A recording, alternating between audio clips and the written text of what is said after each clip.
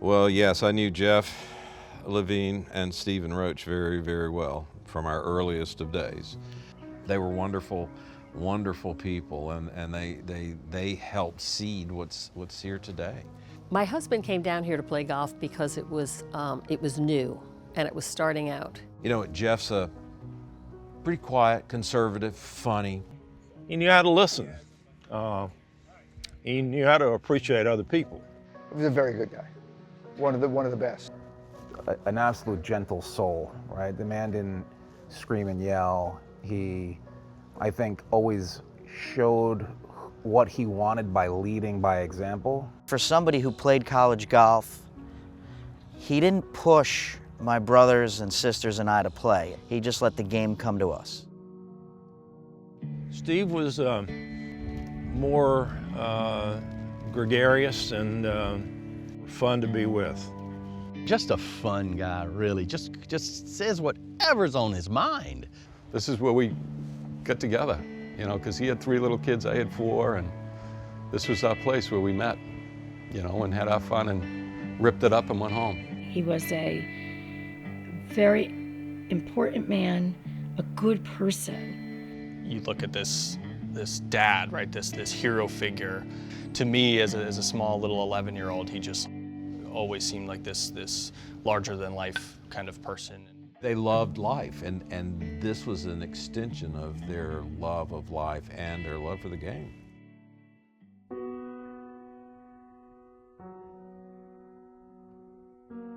I was in the pro shop, and we had a TV in the corner, and the news came on and was showing that the first tower getting hit. And it obviously seemed surreal, like it did for most of America or all of us. And then while we were watching it, the second tower got hit. And knowing, even at that time, we probably had 100 guys that were members that worked in that financial district. So we knew it would, it would actually hit home personally. I remember picking up my daughter that day from school, and she knew something was wrong, and I explained it to her. And I remember telling her, there's no telling how many guys we could have lost that day, because we were that New York centric. That financial district was a massive part of our early membership.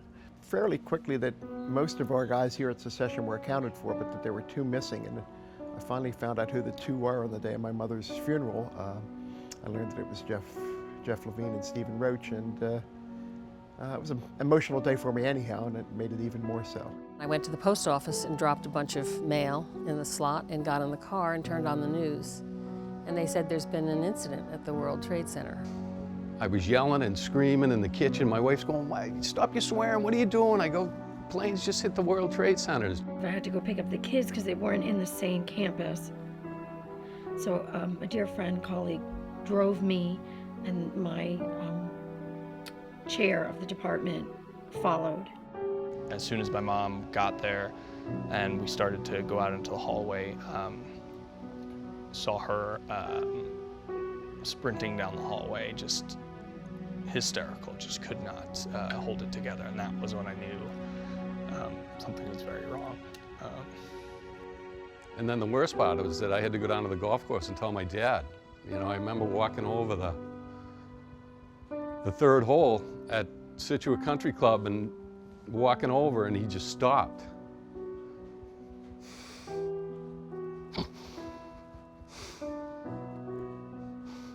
Because he knew something was wrong. And I told him, I said, Steve's in trouble. So the confirmation came Thursday night when Howard Lutnick called and said, "No one made it off the floor." Those were his exact words. And I said, "No one?" Then my thoughts went to like, well, what do we do? There were so many deaths, there were so many people lost, and where do we even begin to pick up the pieces? The hard part was then going to bed myself, putting myself, that was the most difficult part, because that's when I would break down. We had family and friends and, revolving door at our home in Manhasset. And, those next few days, you were going to memorial services after memorial services after memorial service. Just feeling like, how could something like this have happened? How could something like this have actually happened?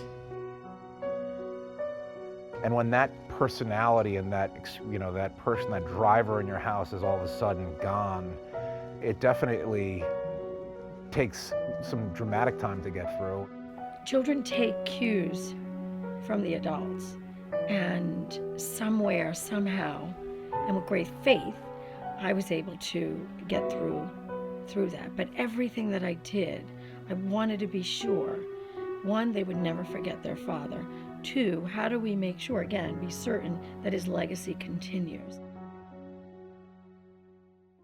About 2 weeks after September 11th, we drove down to this area, to Bluffton, just to get out of New York. The memorial services had ended, get out of the area and just kind of get down to a place that, it wasn't so in your face, so to speak. I believe it was at the time Mike Harmon who had reached out and knew we were down here and mentioned that he would like for Andy and I to be honorary captains for the North team this year.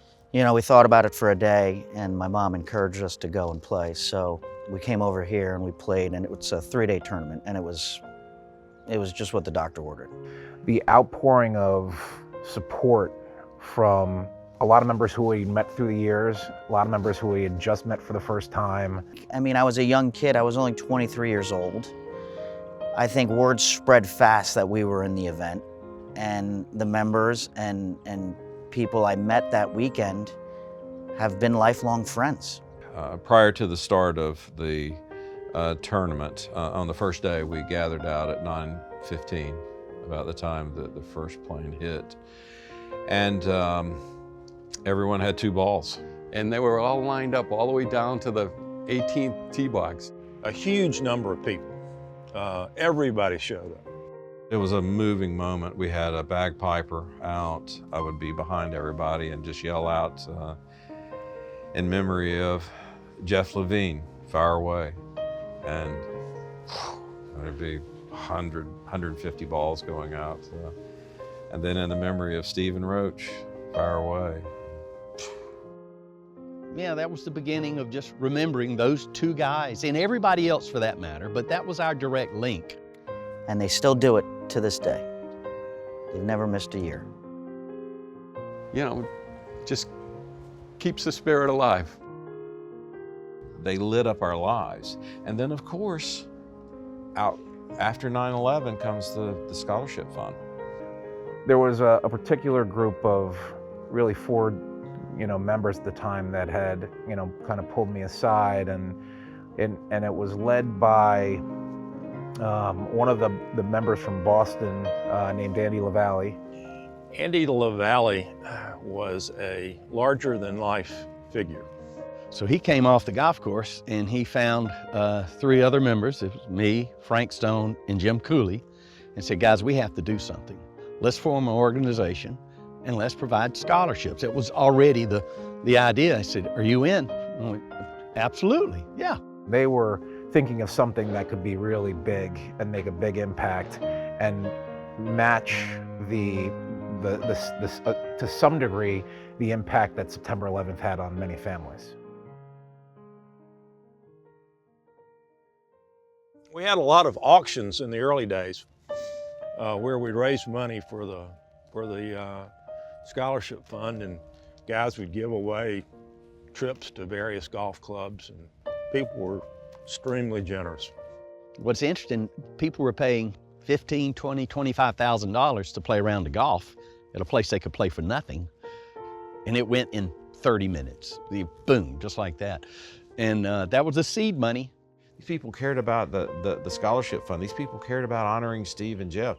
The combination of work that went into it when we realized that we were actually going to be able to raise a significant amount of money, that combination of effort was quite amazing. They really wanted to focus and have the biggest impact on a small area. A lot of times kids get scholarships for $500, $1,000, and while that really helps, I mean, even at an in-state school, you're looking at maybe 35 grand a year or so to go to school. So they wanted to be able to hand out bigger scholarships, affect people in the community more that are right here. We're not trying to grow to be a national scholarship, because if you look at the national scholarships, it's a big deal if they give $500 to a kid. We want to give $5,000 to $10,000 to a kid. That's something to be very meaningful. When I state how we've handed out $3.1 million over the last 20-something years, there's always an applause and a gasp in the crowd. There are a lot of well-meaning organizations that give out scholarship money, but nobody gives out as much as we do to as many students, and it's a proud night. And certainly those recipients, I've said it 1,000 times, they'll never forget the name LeVeen and Roach. This is a national club. It just speaks volumes from the reach that this little club in Beaufort, South Carolina has. Our head of food and beverage was a student. The head of accommodations was a student in the program. From 2002, I was a scholarship recipient, and they helped me all the way through graduation. After working here for quite some time, you always want to better yourself and further your education. And I was given the opportunity to go to school, realistically. And my daughter, Morgan, she is also a recipient, and she graduated from Clemson in 2021. You know, if I had to pay for it out of my pocket, that would be one class here, one class there.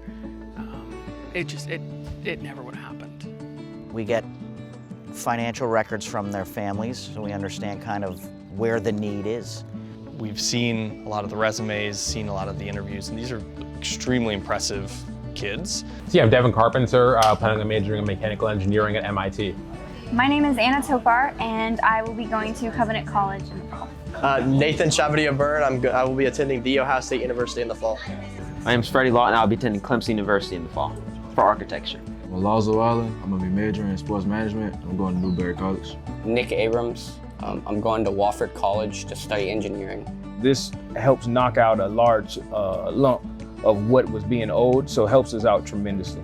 It just opens up another door of opportunity for my son. It just sort of further validates, you know, that he's worked hard and has done the right things to get to this point. And as a direct result of this scholarship, it kind of put us into the next level of actually being comfortable in sending her to this school.